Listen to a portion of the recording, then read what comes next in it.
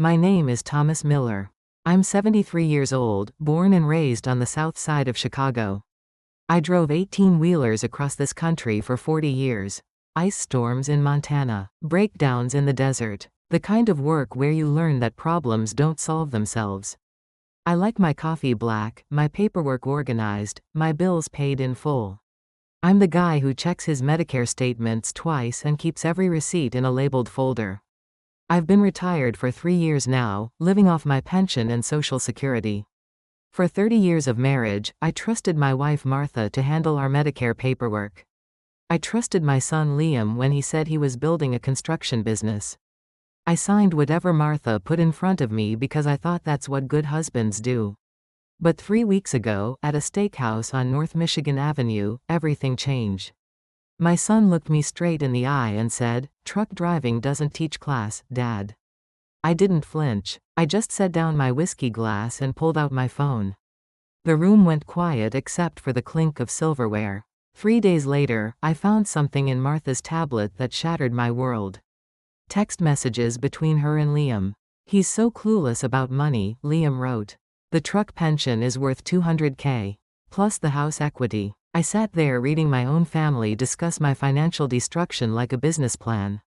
That's when I learned the difference between silence and surrender.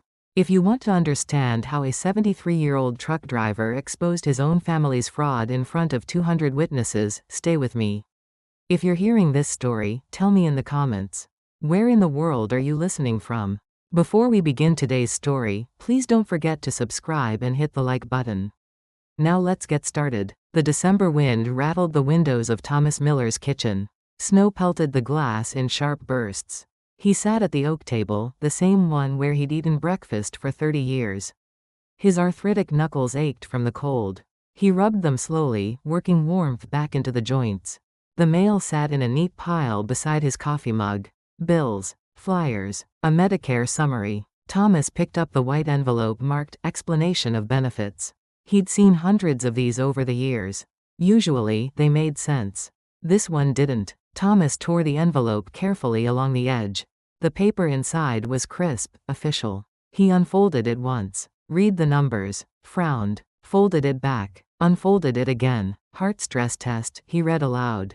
His voice carried across the empty kitchen. December 3rd. But he hadn't been to the doctor in months. Certainly not for any heart test. Thomas set the paper down. Picked it up again. The dates were clear. The procedure codes were typed in neat rows. His Medicare number was correct. His name was spelled right. Everything was accurate except the part where he'd never had the test. "I didn't have a heart test," he said to the empty room. His voice was steady but confused. Martha's slippers whispered across the tile floor behind him. She moved quickly for a woman of 72. Her hand reached over his shoulder before he could react. She took the paper with practiced efficiency. "What's this?" she asked, but her eyes were already scanning the document. "Medicare says I had a heart test on December 3rd, Thomas said. He watched her face. "But I was here, with you, all day." Martha's expression didn't change. She folded the EOB in half. Then in half again. Her smile appeared suddenly, bright and dismissive. "It's just a billing error," she said. "These insurance companies make mistakes all the time." But she didn't hand the paper back. Instead, she walked to the kitchen drawer beside the refrigerator. The one where she kept warranties and old receipts. She pulled it open and slipped the folded EOB inside. The drawer slid shut with a definitive click. The latch made a sharp sound. Sharper than her words. Thomas watched her hands as she closed the drawer. They moved with purpose. Like she'd done this before. Many times before. "Don't worry about it," Martha said, returning to the stove. She stirred a pot of soup that hadn't needed stirring. "I'll call them Monday and straighten it out." Thomas nodded but said nothing. The radiator beneath the window clanked and hissed. The room felt colder than it had 5 minutes ago. He stared at the drawer where his medical document had disappeared. In 30 years of marriage, Martha had never handled his Medicare paperwork. She'd always said it was too complicated for her. Now she was calling insurance companies. Thomas picked up his coffee mug. The handle felt smooth and familiar in his palm. He took a sip. The coffee had grown cold while he'd been reading. The bitter taste lingered on his tongue. Martha hummed while she cooked. A tune he didn't recognize.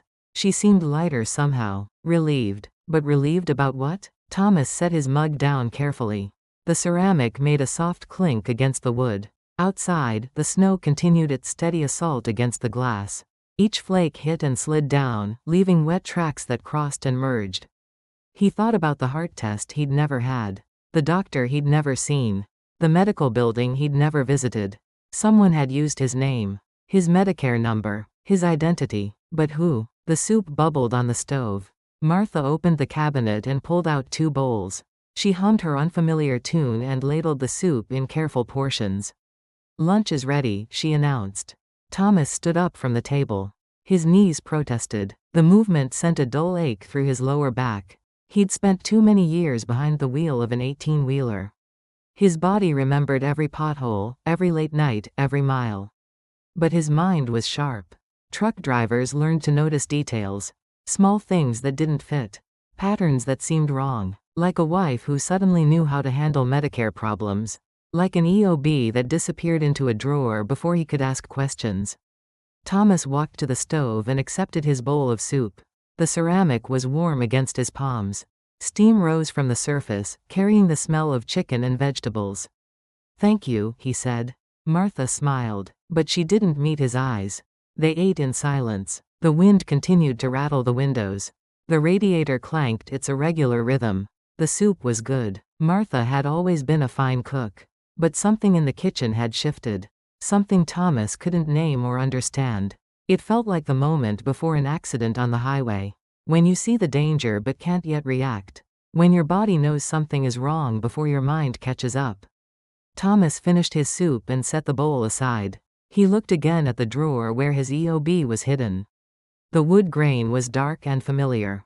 He'd opened that drawer thousands of times over the years. Looking for scissors or tape or forgotten phone numbers. He'd never seen Medicare documents inside it. "I'm going to rest," Martha announced. She cleared the bowls and stacked them in the sink. "This weather makes me tired." Thomas nodded. "I'll clean up." Martha kissed his forehead. A quick, automatic gesture. Her lips felt cool against his skin. "Don't fuss with that insurance thing," she said. "I'll handle it." She left the kitchen, her slippers whispering across the tile. Thomas heard her footsteps on the stairs. Then the soft sound of their bedroom door closing. Thomas sat alone at the oak table. The house was quiet except for the wind and the radiator. He stared at the drawer where his document was locked away. In 30 years of marriage, Martha had never locked anything away from him. Until today. Thomas rubbed his knuckles again. The arthritis ached in the cold. But the pain felt distant now. Less important than the questions forming in his mind. Who had used his Medicare number for a heart test? Why had Martha hidden the evidence? And what else was locked inside drawers he'd never thought to open? Outside, the snow continued to fall. Each flake was small and insignificant alone. But together, they could bury a highway. Block a road. Change everything. Thomas Miller had spent his career navigating storms.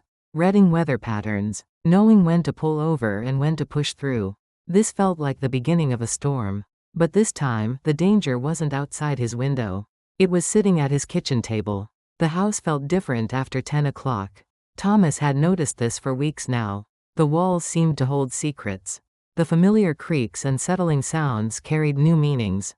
He sat at his kitchen table, organizing his weekly pills. 7 plastic compartments for 7 days. Each section divided into morning, noon, evening, bedtime. Thomas had done this ritual for 5 years, ever since his blood pressure medication became a daily necessity. He counted each tablet twice. Blood pressure pill, vitamin D, baby aspirin. The routine calmed him. Numbers made sense. Pills were predictable. But the rest of his life was becoming a puzzle with missing pieces. The Medicare EOB from 3 days ago still bothered him. Martha had called the insurance company, just like she'd promised.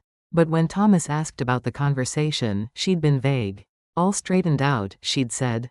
Clerical error. But she hadn't shown him any paperwork. No corrected statements. No follow-up letters. Just her word that everything was fine. Thomas sealed Wednesday's compartment and moved to Thursday. 2 blood pressure pills instead of 1. The doctor had increased his dosage last month. High stress, the physician had said. Thomas needed to relax more. Easier said than done. A sound drifted from the hallway. Martha's voice, low and urgent. Thomas paused, a pill halfway to its compartment. She was on the phone. At 10:30 at night. Martha never made phone calls after 9 o'clock. She said it was rude to disturb people. But there she was, whispering into her cell phone like she was sharing state secrets. Thomas couldn't make out the words. Just the tone. Careful, measured, the voice of someone who didn't want to be overheard. He finished organizing his pills in silence. Martha's conversation continued. Occasionally, he heard her laugh. A sound without humor, more like nervous punctuation. Thomas cleaned up the pill bottles and put them back in the cabinet. Martha was still talking. He walked to the living room and turned on the television. The late news was beginning. Weather, traffic, a house fire on the south side. Normal troubles for normal people. Martha appeared in the doorway 10 minutes later. Her cell phone was dark in her hand. Who was on the phone? Thomas asked. Oh, just Linda, Martha said quickly. She's having trouble with her cable bill. Thomas nodded. Linda was Martha's sister. She lived in Denver, but it was past midnight in Colorado. Linda was usually asleep by 9. Everything okay? Thomas asked. Just bills, Martha said. She sat beside him on the couch. You know how complicated these things get. Thomas did know. He'd been handling his own bills for 73 years. They weren't that complicated, but he didn't argue. Arguments with Martha had become pointless recently. Like trying to nail water to a board. They watched the news together. A story about Medicare fraud in Illinois. Criminals stealing seniors' identity numbers. Billing for fake medical procedures. The reporter said the scams were getting more sophisticated. Martha changed the channel. Too depressing, she said. But Thomas had seen her face during the news story. Tense. Alert. Like she was memorizing important information. The next morning brought more mail. Thomas heard the postal truck rumble past their window. He put on his jacket and walked to the mailbox. The December air bit through his sweater. Bills. Advertisements. A large envelope from the Social Security Administration. Thomas carried the mail inside and set it on the kitchen counter. Martha was making breakfast. Scrambled eggs and toast. The smell of butter filled the room. Anything important? She asked. Thomas sorted through the stack. Social Security sent something. Martha's spatula paused over the eggs. Just for a second. Then she resumed stirring. Probably just the annual statement, she said. They send those in December.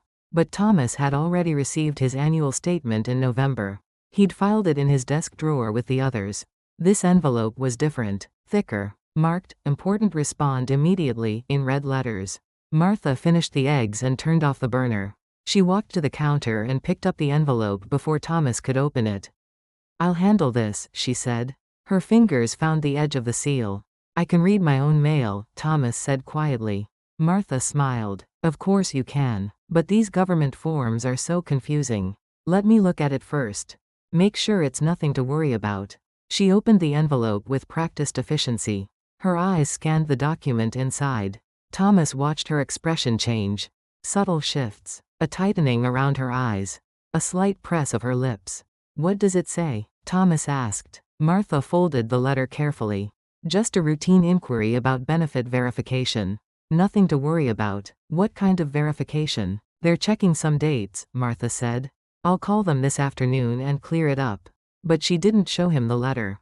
Instead, she walked to the same drawer where the Medicare EOB had disappeared. The letter joined whatever other documents were hidden there. The drawer closed with the same sharp click.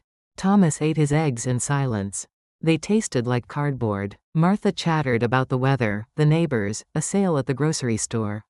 Normal conversation that felt like camouflage. After breakfast, Thomas went to his desk in the spare bedroom. The one where he kept important papers.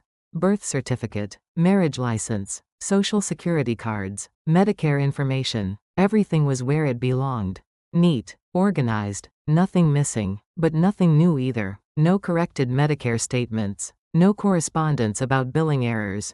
No evidence that Martha had actually called anyone about anything. Thomas opened his file drawer and pulled out his Social Security folder. Annual statements going back 10 years. All properly filed, all accounted for, except for the document Martha had taken that morning. The one marked, important respond immediately. Thomas closed the file drawer. He stared at the wall above his desk. A calendar hung there. December 2023. The days marched forward in neat rows. Past and future clearly defined. But the present felt murky. His wife was intercepting his mail, hiding his medical documents, making mysterious phone calls after bedtime. And he didn't know why. The front door slammed. Thomas heard footsteps in the foyer. Then voices. Martha's, and another one, younger, male, Liam. Thomas walked to the top of the stairs. His son was in the living room, talking to Martha in low tones. They stopped when they heard Thomas's footsteps. "Hi, Dad," Liam called up the stairs.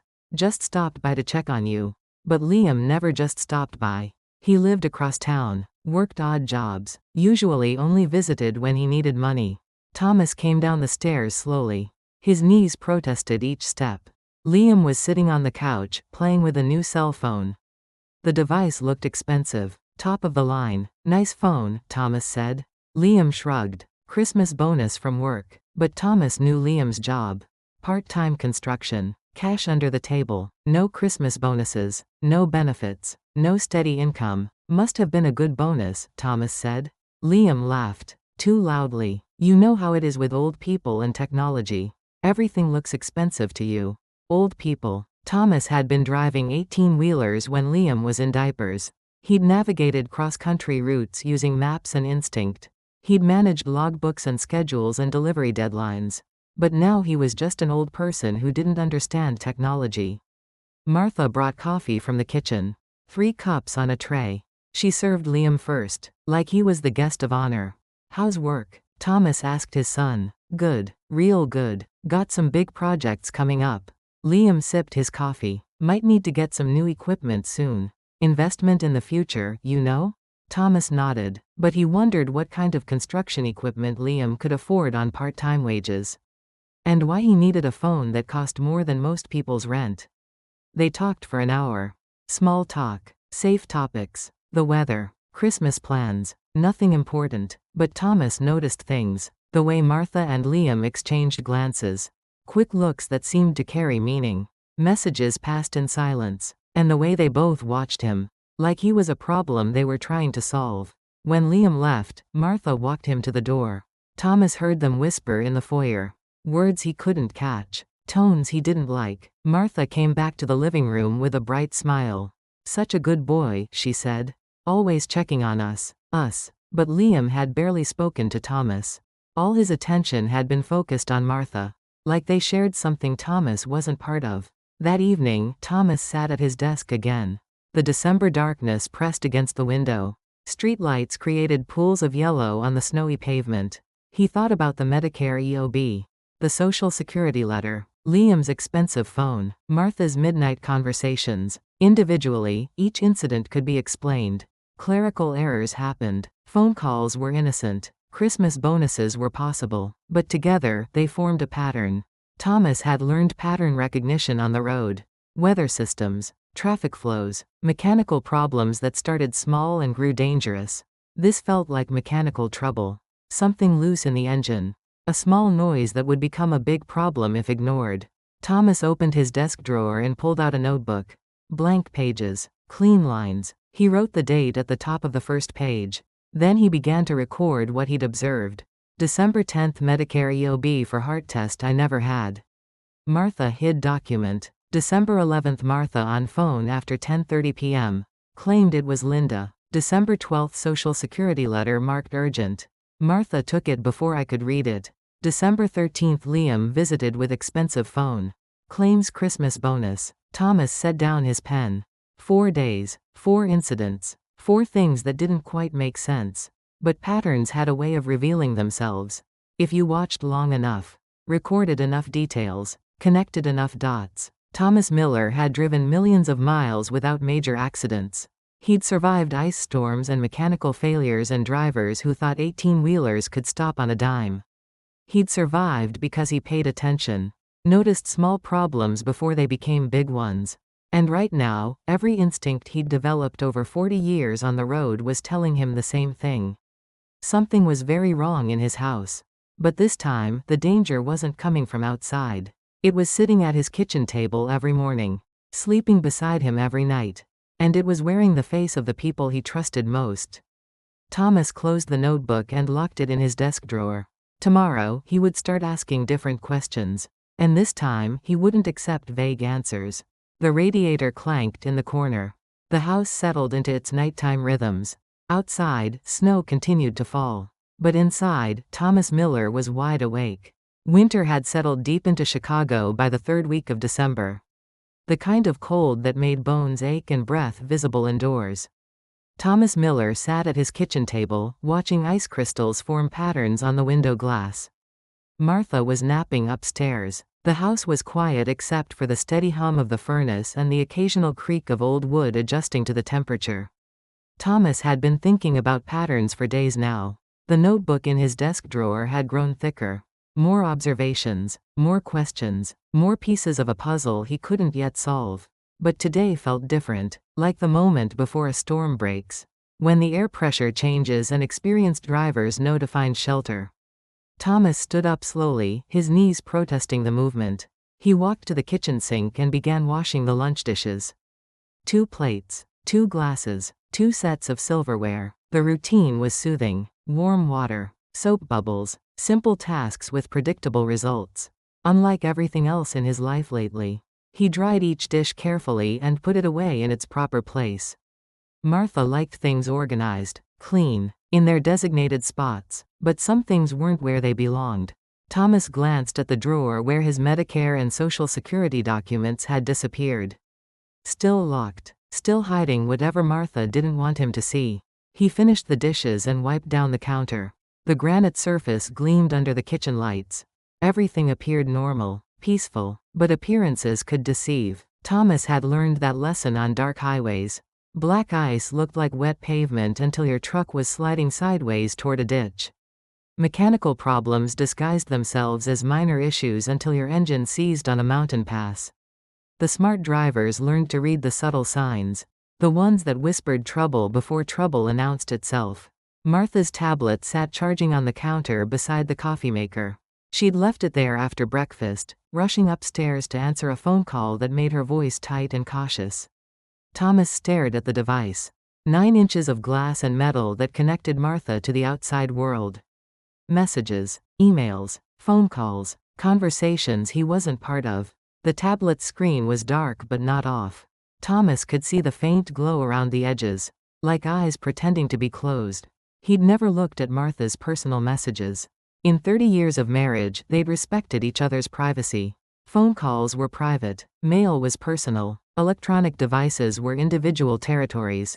But that was before his medical records started disappearing. Before his mail was intercepted. Before his son bought expensive phones with money that didn't exist. Thomas looked toward the stairs. No sound from the bedroom. Martha's afternoon naps usually lasted an hour. Sometimes 2 when the weather was bad. He had time. Thomas picked up the tablet. The metal felt cold and smooth in his hands. Heavier than it looked. More substantial. The screen came to life with a soft touch. No password required. Martha had always said passwords were too complicated. Too easy to forget. The home screen appeared. Colorful squares arranged in neat rows. Applications for news and weather and social media. Games Martha played during commercials. And a messaging app with a small red circle in the corner. New messages. Thomas's thumb hesitated over the icon. Once he opened it, there would be no going back. No way to unsee whatever he found. But he'd already lost too much. Trust. Peace of mind. The certainty that his home was safe. What was privacy compared to that? Thomas tapped the messaging app. The screen filled with conversation threads. Names and phone numbers. Recent messages displayed in preview lines. Most were harmless. Messages from church friends. Reminders about grocery sales. Neighborhood news. But one thread stood out. Liam's name, with a timestamp from an hour ago. The preview text made Thomas's breath catch in his throat. He's getting suspicious. We need to. Thomas tapped the thread. The full conversation opened like a door to a room he'd never seen. Messages stretching back weeks. Dozens of them. A complete dialogue between his wife and son. About him. Thomas sank into a kitchen chair, the tablet trembling in his hands. He began to read. Liam, November 28th. The Medicare thing worked perfect. Got $800 for the fake heart test. Martha, November 28th. Good. But be careful with the amounts. Too much at once and he'll notice. Liam, November 30th. What about his social security? Can we use that too? Martha, November 30th. Already working on it. He trusts me with everything. Thinks I'm protecting him. Thomas scrolled up. More messages. Earlier dates. The conversation had been going on for months. Liam, October 15th. He's so clueless about money. Just signs whatever you put in front of him. Martha, October 15th. 40 years of being the breadwinner made him lazy about details. He thinks I handle the small stuff. Liam, October 20th. How much do you think we can get before he catches on? Martha, October 20th. Depends how careful we are. The truck pension is worth $200K. Plus the house equity. Thomas's vision blurred. The words on the screen seemed to pulse with their own light. Each message was a knife thrust. Each casual exchange about stealing from him felt like ice water in his veins. But he kept reading. Liam, December 5th. He asked about my new phone. Said it looked expensive. Martha, December 5th. Just call him old and confused. Works every time. Liam, December 8th. That social security letter came today. He tried to read it. Martha, December 8th. I grabbed it first. Told him it was routine. Liam, December 10th. What if he figures it out? Martha, December 10th. He won't. He's too trusting. Too tired. Old men his age just want someone else to handle the complicated stuff. Thomas scrolled to the most recent messages. The ones from today. Liam, 1:15 p.m. He's getting suspicious. We need to speed this up. Martha, 1:18 p.m. What makes you think that? Liam, 1:20 p.m. The way he looks at me. Like he's figuring something out. Martha, 1:25 p.m. He's always been observant. Truck drivers notice details. Liam, 1:28 p.m. So what do we do? Martha, 1:35 p.m. I hid the EOB. Be careful about the amounts. Make him think he's losing his memory. Liam, 1:40 p.m. How? Martha, 1:45 p.m. Ask him about things that never happened. Make him question himself. Old people doubt their memory. Liam, 1:50 p.m. That's cold, even for you. Martha, 1:55 p.m. He's clueless. Thinks he's sick already. This just moves things along. The tablet slipped from Thomas's hands. It clattered against the kitchen table, the screen going dark. Thomas sat in the sudden silence, his heart pounding against his ribs. The room seemed to spin around him. The familiar kitchen had become foreign territory. 30 years of marriage. 30 years of trust and shared meals and quiet conversations. 30 years of lies. Martha wasn't protecting him from complicated paperwork. She was stealing from him. Using his Medicare number for fraudulent claims. Intercepting his Social Security correspondence. Planning to drain his pension and mortgage his house. And Liam wasn't a struggling young man checking on his father. He was an accomplice. A co-conspirator. A thief wearing his son's face. Thomas pressed his palms against his eyes. The pressure helped focus his thoughts. Cut through the shock and hurt. He was 73 years old. A retired truck driver with arthritis and high blood pressure. But he wasn't clueless. And he wasn't helpless. Thomas picked up the tablet again. The screen came alive with another touch. The message thread was still open. Still displaying the casual cruelty of people who thought he was too old and tired to fight back. But they were wrong about that. Thomas took screenshots. First of the recent messages. Then the older ones. The entire conversation preserved in digital evidence. He'd learned documentation skills in the trucking business. Logbooks had to be accurate. Delivery records had to be complete. Evidence mattered when disputes arose. This was a dispute, the biggest one of his life. Thomas heard footsteps on the stairs. Martha was waking up from her nap. He quickly closed the messaging app and put the tablet back where he'd found it. Exactly the same position, the charging cable at the same angle. By the time Martha appeared in the kitchen doorway, Thomas was sitting at the table reading a newspaper. The picture of an innocent man passing time. Did you have a nice rest? He asked. Martha stretched and yawned. Very nice. These winter days make me so tired. She walked to the tablet and unplugged it. The screen flashed briefly as she checked for messages.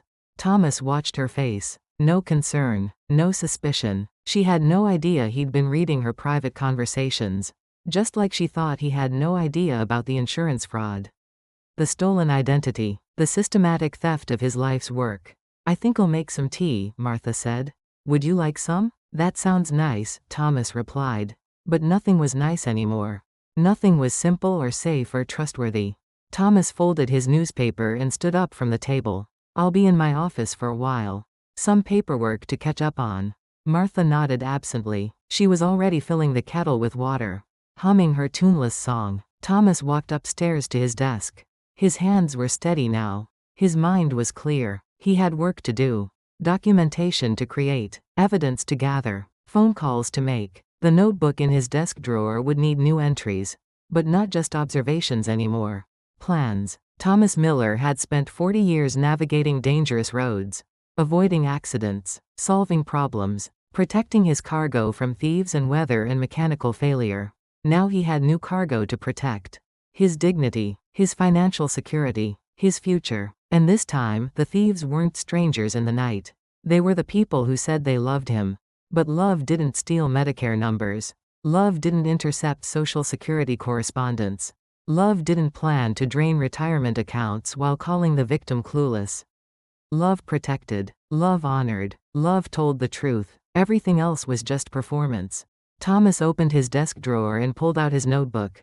He wrote the date at the top of a fresh page. Then he began planning his counterattack. Because Thomas Miller might be 73 years old. He might have arthritis and high blood pressure and a pension instead of a paycheck. But he wasn't clueless. And he definitely wasn't helpless. The message thread had revealed the truth. Martha and Liam thought they were hunting a confused old man. They were wrong. They were being hunted by a truck driver with 40 years of experience solving problems. And truck drivers always protected their cargo. No matter what. The steakhouse on North Michigan Avenue buzzed with Friday night energy. Families celebrating, couples sharing quiet conversations, business dinners stretching into the evening. Thomas Miller sat at a corner table, his hands folded carefully in his lap. The restaurant was Liam's choice. My treat, he'd said over the phone. To celebrate my new job. A new job Thomas knew didn't exist. But he'd agreed to dinner anyway. The message thread from Martha's tablet had changed everything. Now every conversation with his family was reconnaissance. Every interaction was an opportunity to gather evidence. Martha sat across from him, studying the menu with theatrical concentration. She'd dressed up for the occasion. New earrings, fresh lipstick, the careful grooming of someone playing a role. Everything looks so good, she said. I can't decide. Liam arrived 20 minutes late, sliding into the booth with casual confidence. He wore a leather jacket Thomas had never seen before. Designer jeans, expensive sneakers, the wardrobe of success. Built on stolen Medicare fraud. Sorry I'm late, Liam said. Traffic was murder. But Thomas had been watching the parking lot through the window. Liam had been sitting in his car for 10 minutes. On his phone, probably coordinating with Martha about tonight's performance. The waiter approached with practiced professionalism. Mid-30s, clean cut, the kind of server who worked upscale establishments. Good evening, folks. Can I start you with drinks? Whiskey, Thomas said. Neat. Martha raised an eyebrow. Thomas rarely drank hard liquor anymore. Doctor's orders about blood pressure and medication interactions. But tonight felt like a whiskey night. Liam ordered wine. Expensive wine. The kind that cost more than Thomas's monthly medication budget. This is nice, Martha said when the waiter left. We should do this more often. Family dinners funded by identity theft. Thomas nodded and smiled. The expression felt strange on his face. Like wearing a mask that didn't quite fit. Their drinks arrived with efficient service. Thomas sipped his whiskey and felt the burn travel down his throat. The alcohol didn't calm his nerves. It sharpened them, made everything more vivid, more real. Liam pulled out his new phone and set it on the table. The device gleamed under the restaurant lights. Top-of-the-line technology. Check this out, Liam said. Latest model. Has everything. Thomas looked at the phone. Must have cost quite a bit. Worth every penny, Liam said. You gotta invest in quality, you know? Cheap stuff breaks down. The irony would have been funny if it weren't so cruel. Liam lecturing about quality while stealing from his father. Speaking of investments, Liam continued, I'm thinking about expanding the business. Maybe get some better equipment. Truck driving doesn't teach class, but it pays for it. The words hit Thomas like a physical blow. Truck driving doesn't teach class. 40 years on the road. Millions of miles without a major accident. Supporting a family through honest work and careful planning. But it didn't teach class. Thomas gripped his whiskey glass. The crystal felt solid and real in his palm. Unlike everything else at this table. Is that so? Thomas asked quietly. Liam laughed. Too loud. Too forced. Come on, Dad. You know what I mean. Blue-collar work is honest work. But it's not exactly sophisticated. Other diners turned to look. The laughter had drawn attention. Thomas felt heat rise in his chest. Not from the whiskey. From rage. Sophisticated, Thomas repeated. Yeah, like knowing how to handle complex financial stuff. Investment portfolios. Insurance claims. That kind of thing. Insurance claims. Medicare fraud dressed up as sophistication. Martha reached across the table and patted Thomas's hand. Liam didn't mean anything by it, honey. He's just excited about his opportunities. Opportunities to steal from his father. Of course, Thomas said. His voice sounded calm, controlled, but his heart was pounding against his ribs. The waiter returned to take their dinner orders.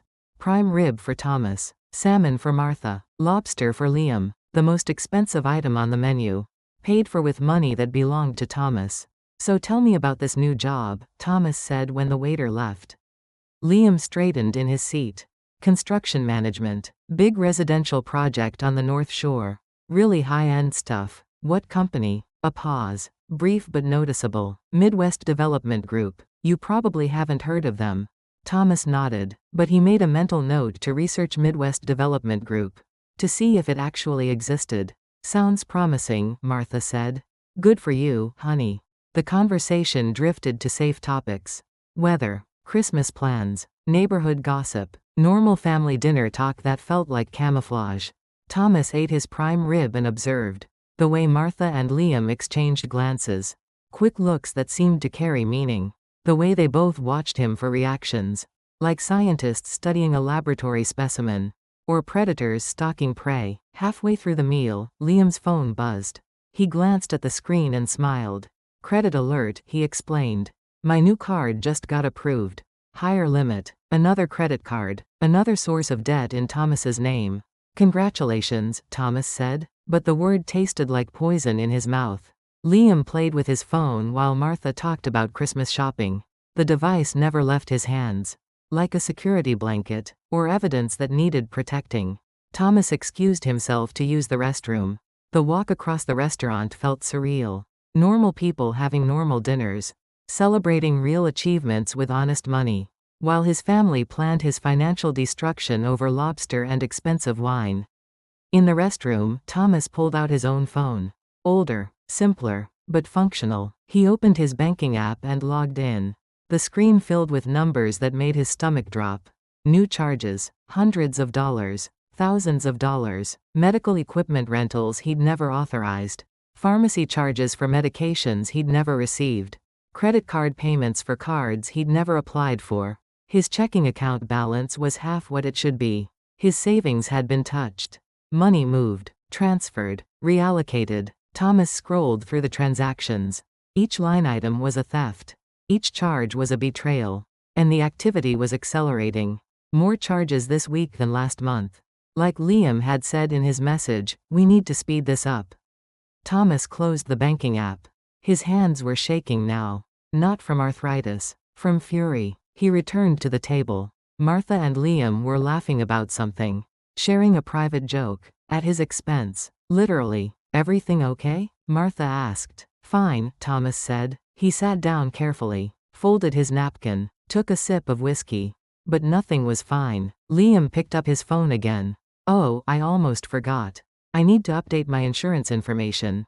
New job means new benefits. He turned the phone toward Thomas. Can you verify your social security number? Just to make sure I have it right for the family plan. Family plan. Another lie wrapped in concern. I'd rather not share that in public, Thomas said quietly. Liam laughed. Dad, it's just family. Who's going to hear? Everyone in the restaurant, Thomas thought. But that wasn't the point. The point was that Liam already knew Thomas's social security number. Had been using it for months. Was probably using it right now for some new fraudulent scheme. I'm sure you have it written down somewhere, Thomas said. Liam's expression shifted slightly. The friendly mask slipped for just a moment. Come on, Dad. Don't be paranoid. Paranoid. Thomas had been called many things in his life. Careful, cautious, thorough, but never paranoid, because paranoia implied imaginary threats. The threats at this table were very real. I said no, Thomas repeated. His voice carried the authority of someone who'd managed trucking crews for decades. Liam's face hardened. The friendly sun disappeared entirely. You know what your problem is? Liam said loudly. You don't trust anybody. 40 years driving a truck made you suspicious of everything. Other diners turned to stare again. Conversations at nearby tables quieted. Liam, Martha said softly. Lower your voice. But Liam was warming up. It's true. Blue-collar mentality. Always thinking someone's trying to cheat you. Can't accept that people might actually want to help. Help. Identity theft disguised as assistance. You think the whole world is out to get you, Liam continued. Newsflash, old man, you're not that important. Old man. Thomas set down his whiskey glass. The crystal clicked against the table. He looked at his son. Really looked at him. Saw the expensive clothes and the new phone and the casual cruelty. Saw a stranger wearing his child's face. I think, Thomas said slowly, it's time for me to go home. He stood up from the table. His knees protested, but he ignored the pain. Martha grabbed his arm. Thomas, please. Liam didn't mean it, but Liam's expression said he'd meant every word. Thomas looked around the restaurant. At the families sharing honest meals. At the couples celebrating real milestones. At the normal people living normal lives. Then he looked back at his table. At his wife and son. At the people who were systematically stealing his identity while calling him paranoid. Thank you for dinner, Thomas said formally. He walked out of the restaurant alone. The December air bit through his jacket, but he didn't feel cold. He felt clear, focused, determined. Liam thought truck driving had made him suspicious. Maybe it had, but suspicion was just another word for survival instinct. And Thomas Miller's instincts were telling him to fight back. The war had begun, and this old truck driver wasn't planning to lose. Thomas Miller stood in his spare bedroom, staring at a photograph on the wall. Himself at 45, standing beside his Kenworth truck at a way station in Montana. The picture was faded now, colors muted by 28 years of sunlight. But the memories were sharp. Highway 90 through the Rockies. August heat shimmering off asphalt. A blown tire on Lookout Pass with no cell service and 60 miles to the nearest truck stop. He'd fixed it himself. Changed the tire with hand tools and determination. Got back on the road because the freight had to move. Because problems were meant to be solved, not endured. Thomas pulled out his desk chair and sat down heavily. The restaurant humiliation from 2 days ago still burned in his chest. Liam's casual cruelty. Martha's silent complicity. The public exhibition of his family's contempt. But the hurt was transforming into something harder. More useful. Anger with a purpose. Thomas opened his desk drawer and pulled out file folders. Bank statements. Insurance documents. Social Security correspondence. Medicare summaries. Everything he'd accumulated over 7 decades of responsible living. Plus the new evidence he'd been gathering. Screenshots from Martha's tablet. Photos of suspicious documents. Notes about conversations and phone calls and unexplained expenses. The proof of his family's betrayal. Thomas spread the papers across his desk like a map. Each document was a waypoint. Each piece of evidence was a mile marker on a route he was learning to navigate. The highway to justice. His notebook lay open beside the papers. Pages of observations written in his careful handwriting. Dates and times and details. The methodical record-keeping of someone who understood that truth required documentation. December 10 Medicare EOB for unauthorized heart test. December 11 Martha intercepted Social Security correspondence. December 13 Liam purchased expensive phone with unknown funds. December 15 discovered text messages planning identity theft. December 17 restaurant confrontation revealed family contempt. Thomas picked up his pen and added a new entry. December 19 begin counteroffensive. He'd been thinking about this moment for days. Planning his response like a trucker studying route maps before a difficult haul. Multiple options. Backup plans. Alternative strategies if the primary route proved blocked. Thomas picked up his phone and dialed a number he'd found online. The Social Security Administration fraud hotline. He'd memorized the digits like a destination address. The call connected after 2 rings. Social Security fraud reporting. How can I help you? The voice was professional, patient, used to dealing with elderly victims who'd discovered too late that their identities had been stolen. My name is Thomas Miller, he said. I need to report suspected benefit fraud involving my account. I'm sorry to hear that, Mr. Miller. Can you provide your Social Security number for verification? Thomas recited the digits, the same numbers Liam and Martha had been using for their schemes. Thank you. Now, what type of fraudulent activity have you discovered? Thomas consulted his notebook. Unauthorized medical claims submitted using my Medicare number. Possible attempts to redirect my Social Security benefits. Financial identity theft. Do you have documentation of these activities? Yes. Screenshots of text messages. Unauthorized charges on my accounts. Medical procedures I never received. Excellent. We'll need you to file a formal report. Can you come into a field office, or would you prefer to submit documentation by mail? I'll come in, Thomas said. When can I schedule an appointment? How about tomorrow afternoon? We have an opening at 2 o'clock. Thomas wrote the appointment time in his notebook. I'll be there. After ending the call, he dialed another number. The Medicare fraud hotline. Then the Illinois Attorney General's Consumer Protection Division. Each conversation was similar. Patient officials taking down information.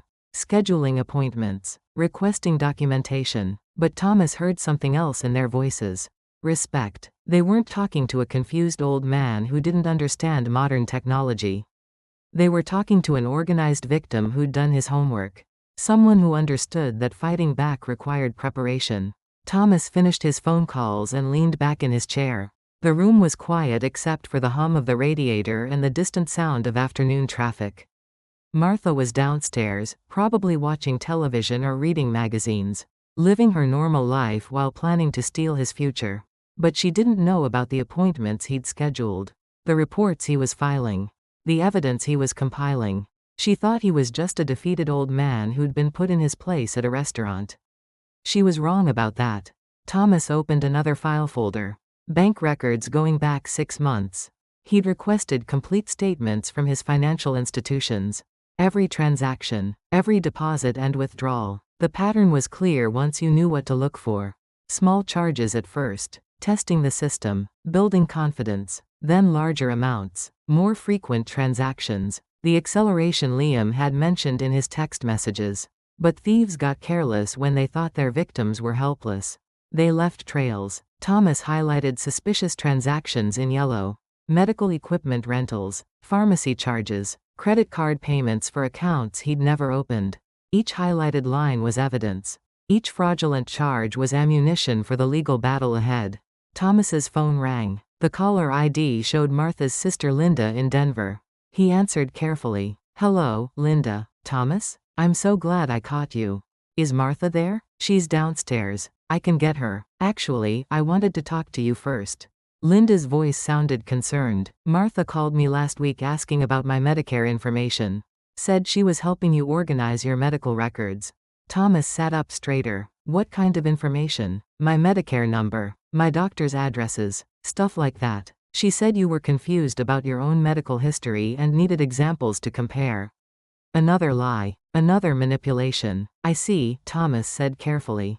The thing is, Linda continued, Martha has never shown any interest in medical stuff before. And some of her questions seemed strange. How so? She wanted to know about billing procedures. How claims get processed. Whether I ever received statements for appointments I didn't remember. Thomas closed his eyes. Martha was expanding the operation. Using Linda's information to create more fraudulent claims. Linda, Thomas said slowly, I need to ask you a favor. Don't give Martha any more personal information. And check your Medicare statements very carefully.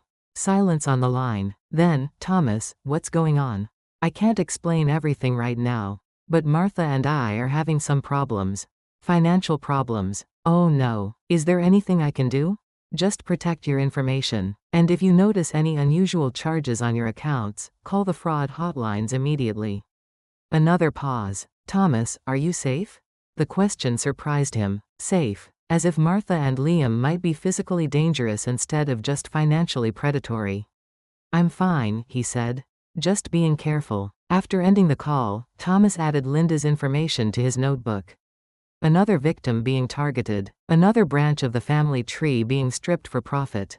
But also another witness, another person who could verify Martha's suspicious behavior. Thomas stood up and walked to the window. Snow was falling again, covering the neighborhood in fresh white silence. Children across the street were building a snowman. Normal winter activities for normal families. His own family was upstairs planning his financial ruin. Thomas thought about the highway photograph on his wall. The younger version of himself standing beside his truck. Confident, capable, ready for whatever the road might bring. That man would have fought back immediately. Wouldn't have tolerated theft or betrayal or public humiliation. That man was still inside him somewhere. Thomas returned to his desk and picked up his pen. He wrote another entry in his notebook. December 19th called fraud hotlines.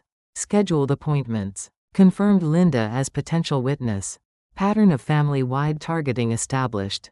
Then he added a final line. Strategy: protect assets. Gather evidence. Strike back when ready. Thomas closed the notebook and locked it in his desk drawer. Tomorrow would bring appointments and paperwork and official investigations. But tonight, he needed to prepare for the conversations ahead. The questions officials would ask. The evidence they would require. The testimony he would need to provide. Thomas Miller had driven through blizzards and breakdowns and mechanical failures. He'd solved problems on dark highways with nothing but experience and determination. This was just another kind of emergency. Another problem requiring a solution. And like every challenge he'd faced on the road, this one could be conquered with the right preparation and the will to keep moving forward. Thomas turned off his desk lamp and left the office. Downstairs, Martha was watching television. Cooking dinner. Playing her role as the concerned wife. But upstairs, in the quiet sanctuary of his office, Thomas was planning her defeat. The old truck driver was back in the fight. And he intended to win. The Veterans of Foreign Wars Hall on Ashland Avenue hummed with familiar energy. Folding tables arranged in neat rows. Coffee percolating in large urns. The mingled scents of potluck casseroles and fresh-baked cookies. Thomas Miller stood near the registration table, watching neighbors and friends arrive for the annual charity auction. The same event he'd attended for 15 years. Supporting local food banks and holiday toy drives. But tonight was different. Tonight, Thomas carried a manila envelope thick with evidence. Documents that would shatter the comfortable illusion of family loyalty. Martha approached from across the room, her arm linked with Liam's. Both wore expressions of concerned affection. The perfect image of a loving family caring for an aging patriarch. There you are, Martha said warmly. We were looking for you. Thomas nodded, just checking the auction items. But he'd been positioning himself. Studying the room layout. Noting the exits and the microphone system and the projection screen used for announcements. Like a truck driver reading terrain before a difficult descent. Liam surveyed the crowded hall. Good turnout tonight. Lots of people here. Lots of witnesses, Thomas thought. Perfect for what needed to happen. The auction coordinator, Betty Morrison, approached with her usual clipboard efficiency. Thomas, so good to see you. Martha told me you might want to say a few words tonight? Thomas felt Martha stiffen beside him. This wasn't part of her plan.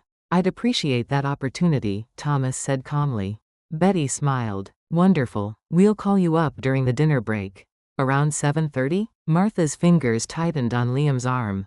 Thomas, you didn't mention wanting to speak. Spur of the moment decision, Thomas said. Wanted to share some thoughts about community support. Community support. The irony would have been funny if the circumstances weren't so grim. They found seats at a table with neighbors from their street. The Hendersons, the Kowalskis, people who'd known Thomas and Martha for decades. People who trusted them, respected them, considered them pillars of the community.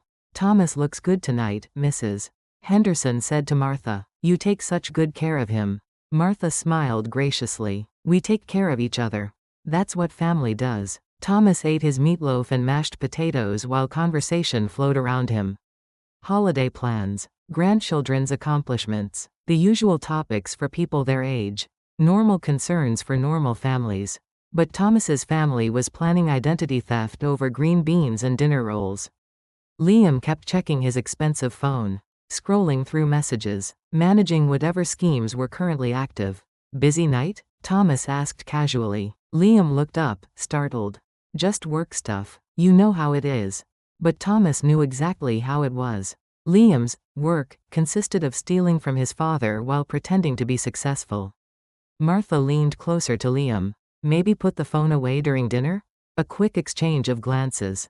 Communication without words. They were worried about something. Probably Thomas's unexpected decision to speak publicly. They should be worried. Betty Morrison approached the microphone as dessert was being served. "Ladies and gentlemen, before we begin tonight's auction, we have a special presentation." The room quieted. Conversations faded to respectful silence. Thomas Miller has been part of our community for many years. A veteran of the transportation industry who's supported our charities faithfully. Tonight, he'd like to share some thoughts about community service. Applause filled the hall. Warm, appreciative. The recognition of neighbors who respected Thomas's contributions. Thomas stood up slowly. His knees protested, but his mind was clear. He walked to the front of the room, carrying his manila envelope. The projection screen behind him displayed the charity's logo. Smiling children, families receiving assistance, people helping people. Thomas reached the microphone and looked out at the assembled crowd. Familiar faces, friends and neighbors, members of the community he'd served faithfully for decades. Martha sat rigid at their table. Liam's phone was forgotten in his lap. They knew something was wrong. Could sense the change in Thomas's demeanor. But it was too late to stop what was coming. "Thank you," Thomas said into the microphone. His voice carried clearly through the hall. "I appreciate this opportunity to address you tonight." He paused, gathered his thoughts, prepared to destroy his family's reputation with the truth. "I've been part of this community for many years. Paid my taxes, supported local charities, tried to be a good neighbor and citizen." Nods around the room, people agreeing with his assessment.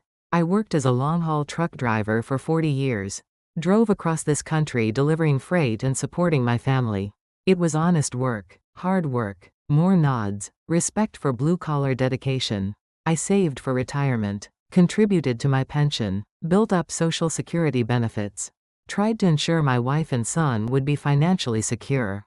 Thomas looked directly at Martha. Her face had gone pale. "But recently, I discovered that someone has been stealing from me." A murmur rippled through the crowd. Surprise, concern, the immediate sympathy for an elderly victim of crime. "Someone has been using my Medicare number to submit fraudulent medical claims. Someone has been intercepting my Social Security correspondence. Someone has been opening credit accounts in my name." The murmur grew louder, voices expressing outrage at the violation of a community elder. Thomas opened his manila envelope. "I have documentation of these crimes. Screenshots of messages, bank records showing unauthorized charges. Evidence of a systematic campaign to steal my identity." He pulled out enlarged copies of the text messages between Martha and Liam. The casual planning, the callous references to his supposed confusion. The perpetrators discussed their strategy in writing. "They called me clueless. They planned to make me doubt my own memory. They coordinated their theft like a business operation." Thomas fed the first page into the document camera. The image appeared on the projection screen behind him. Liam's message, "He's so clueless about money. Just signs whatever you put in front of him." Gasps echoed through the hall. People leaning forward to read the enlarged text. Martha's response, 40 years of being the breadwinner made him lazy about details. Thomas heard chairs scraping, people turning to look at Martha's table. He fed another page into the camera. Martha's message, "I hid the EOB. Be careful about the amounts." Liam's response, "How much do you think we can get before he catches on?" The hall had gone completely silent. 200 people staring at evidence of family betrayal. Thomas looked at Martha again. She was gripping the edge of the table, her knuckles white. Liam had pushed back his chair, looking toward the exits, but uniformed officers were already moving through the crowd. Thomas had called the police before the event, asked them to be present for his presentation. "The investigation is ongoing," Thomas continued calmly. "Federal authorities are reviewing Medicare fraud. The state attorney general is examining identity theft charges. Local police are present tonight to ensure evidence is preserved. Detective Morrison stepped forward. Not related to Betty Morrison from the auction committee. A different Morrison entirely. Martha Miller and Liam Miller, she announced clearly. You're under arrest for suspected Medicare fraud and identity theft. The handcuffs clicked with metallic finality. Martha tried to speak. Thomas, please. But Thomas had turned away from the microphone. His presentation was complete. The evidence had been presented. The authorities had acted. Justice was being served in front of 200 witnesses. People who would remember this night. Who would know that Thomas Miller hadn't been a confused victim. He'd been a methodical investigator who'd protected himself and exposed his attackers. As the police led Martha and Liam from the hall, Thomas returned to his table. The neighbors there looked stunned. Sympathetic. Angry on his behalf. My God, Thomas, Mrs. Henderson said softly. How long had this been going on? Months, Thomas replied. Maybe longer. They were very careful at first. But you figured it out, Mr. Kowalski said admiringly. You collected evidence. Built a case. Thomas nodded. 40 years of problem solving on the highway. Some skills transfer. Betty Morrison approached again, her expression mixing sympathy with professional concern. Thomas, should we cancel the auction? No, Thomas said firmly. People came here to support charity. Don't let my family's crimes interfere with that. The auction proceeded, but Thomas didn't stay for the bidding. He'd accomplished what he came for. Evidence presented. Arrests made. Community informed. The long road to justice had begun. Outside, snow was falling again. The parking lot was full of police vehicles and curious neighbors. Thomas walked to his truck slowly. The vehicle was 15 years old but well maintained. Reliable transportation for an honest man. Unlike the expensive cars his family had purchased with stolen money. Thomas drove home through quiet streets. The house would be empty now. No one to intercept his mail or steal his identity or plan his financial ruin. Just silence. And the satisfaction of problems solved through preparation and determination. The old truck driver had protected his cargo. And the cargo was his dignity. The Cook County Courthouse occupied an entire city block on South California Avenue. Gray stone facade weathered by decades of Chicago winters. Steps worn smooth by thousands of feet seeking justice. Thomas Miller climbed those steps slowly, his arthritic knees protesting each rise. But his grip on the handrail was steady. His mind was clear. Today, paperwork would protect him instead of destroying him. The courtroom was smaller than he'd expected. Wood-paneled walls, fluorescent lighting, rows of benches occupied by lawyers, defendants, and family members. Thomas sat in the third row behind the prosecutor's table. Close enough to observe, far enough to avoid disruption. Martha and Liam sat with their court-appointed attorneys at the defense table. Both wore orange jumpsuits. Both looked smaller than he remembered. Prison had a way of reducing people to their essentials. Judge Patricia Hoffman entered promptly at 9 o'clock. Mid-60s, silver hair pulled back severely. The bearing of someone who'd spent decades sorting truth from lies. Case number 2023 CR 4847, the bailiff announced. People of Illinois versus Martha Miller and Liam Miller. The prosecutor stood first. Assistant State's Attorney Michael Chen. Young, energetic, armed with evidence Thomas had provided. Your Honor, the defendants are charged with Medicare fraud, identity theft, and conspiracy to commit wire fraud. The people are prepared to present evidence of a systematic scheme to steal from the primary victim, Thomas Miller. Who is the husband and father of the defendants? Defense attorney Sarah Williams rose to respond.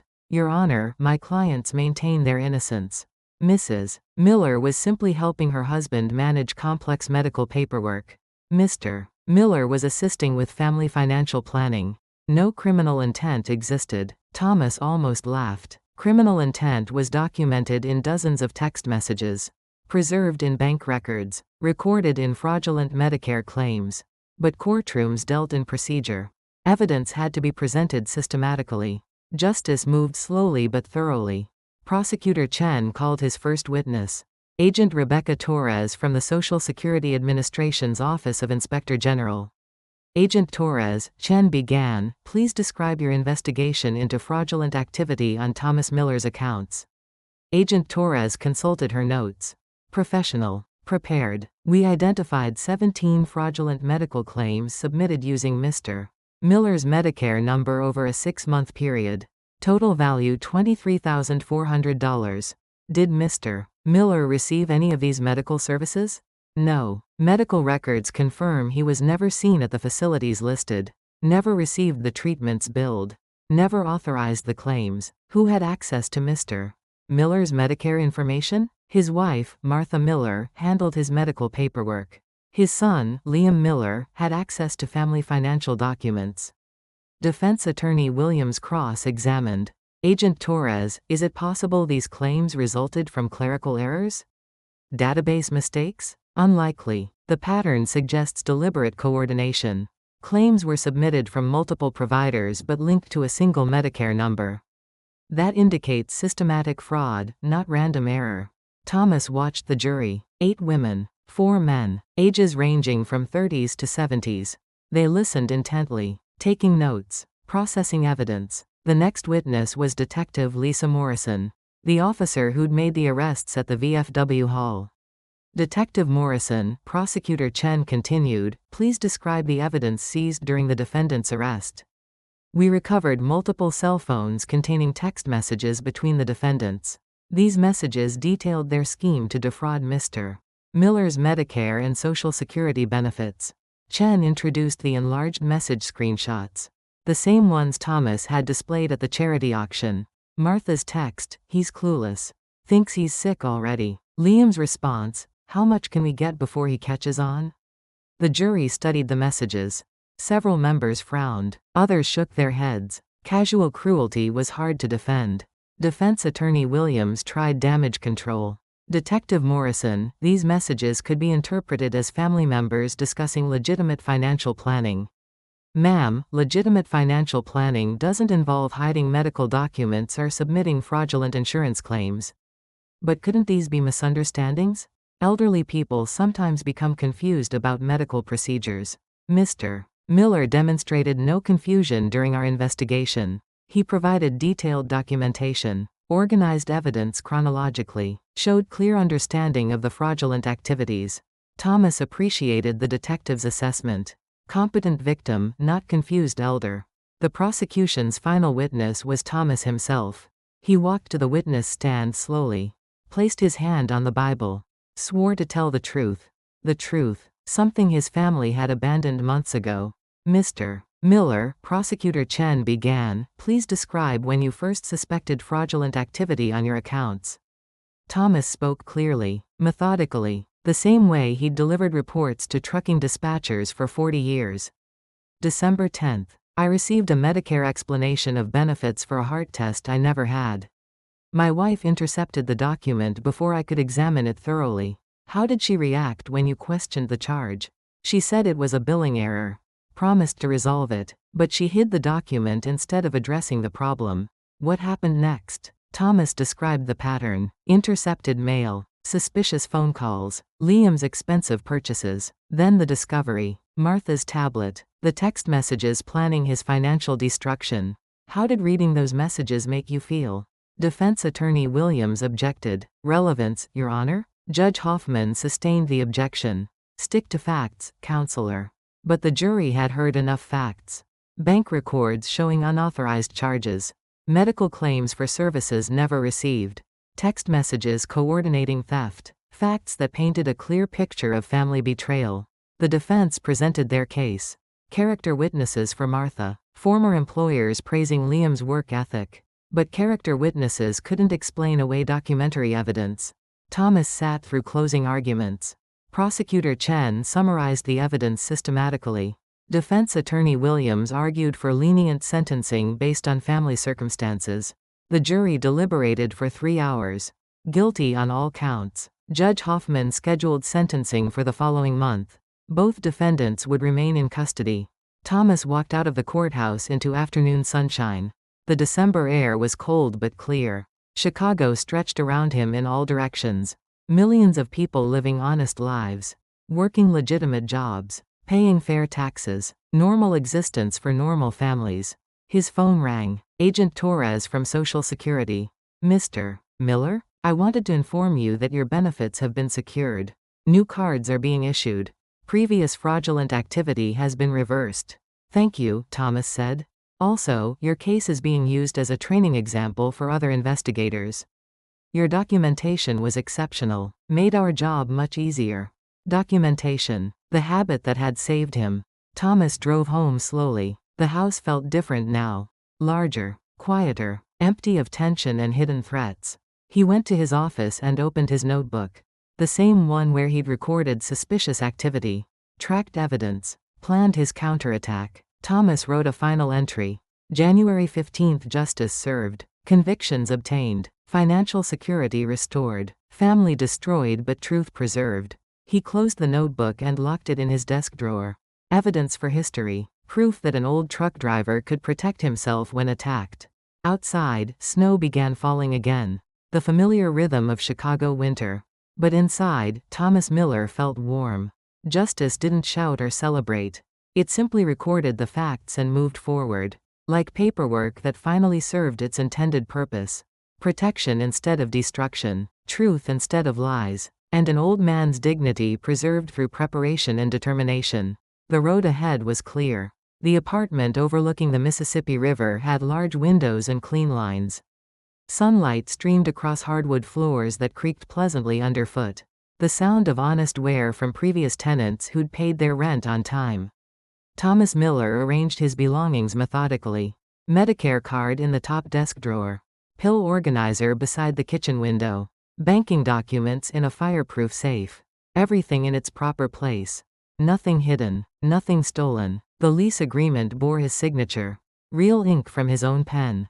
No forgery, no identity theft. Just his name written in the careful script he'd learned in grade school 70 years ago. This is mine, he said softly to the empty room. The words felt strange after months of uncertainty. Property that actually belonged to him. Decisions he could make without fear or suspicion. Freedom was quieter than he'd expected. Thomas walked to the window and looked down at the river. Water moved steadily toward the Gulf of Mexico, carrying debris and memories downstream. The current never stopped, never looked back, always forward, like the justice that had finally caught up with Martha and Liam. Sentencing had occurred 3 weeks ago. Martha received 18 months in federal prison. Liam got 2 years. Both would serve time in minimum security facilities, but prison was still prison. Walls and schedules and orange jumpsuits. Thomas felt no satisfaction in their punishment. Just relief that the threat was ended. His phone rang. The caller ID showed Detective Morrison's number. Mr. Miller? I wanted to update you on the restitution proceedings. Thomas had almost forgotten about restitution.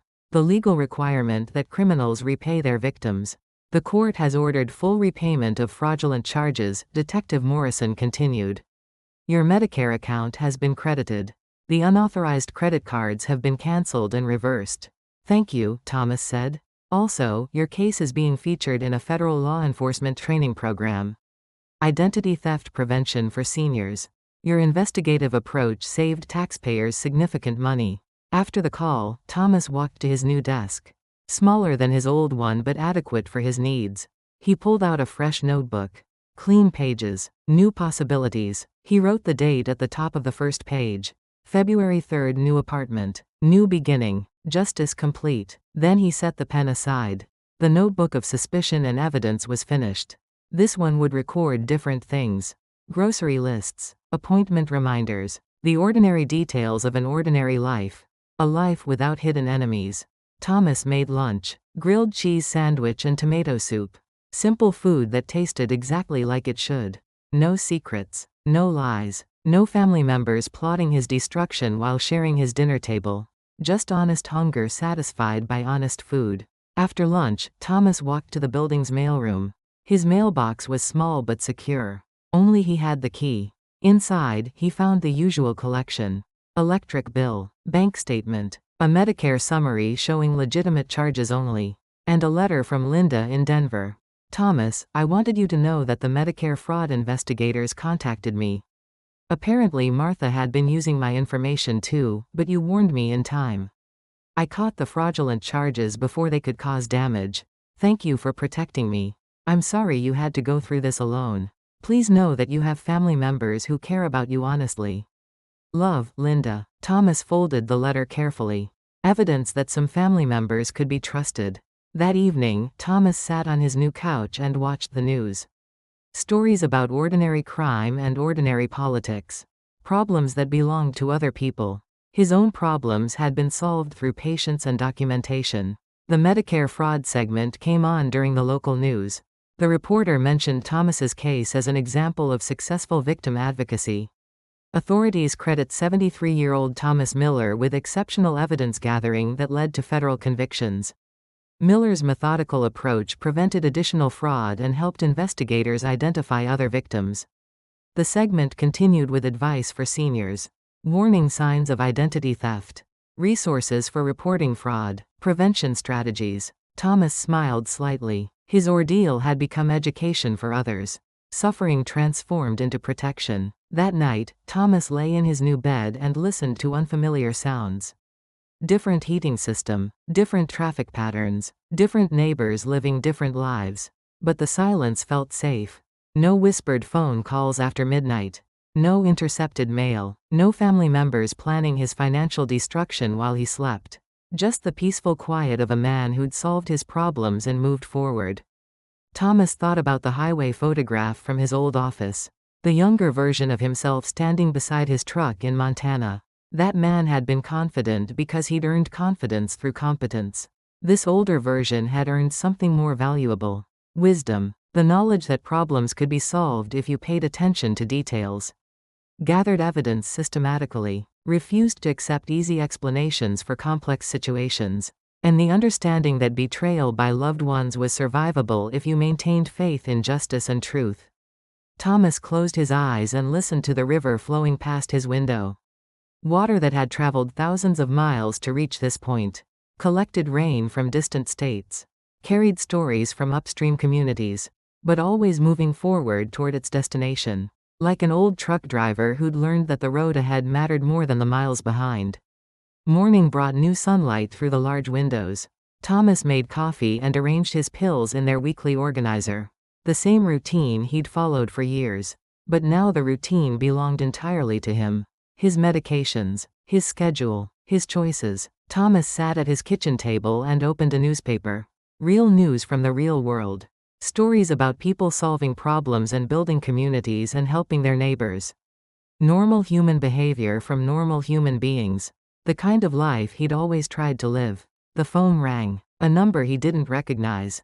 Mr. Miller? This is Janet Stevens from the Illinois Attorney General's office. We'd like you to consider participating in a victim advocacy program. Speaking to seniors about fraud prevention. Thomas considered the offer. Sharing his experience could help protect other elderly people from family predators. I'd be willing to do that, he said. Wonderful. Your case demonstrated that seniors can protect themselves effectively when they recognize warning signs and document evidence properly. After the call, Thomas walked to his window again. The river continued its steady journey southward. Barges loaded with grain and coal moved slowly toward distant ports.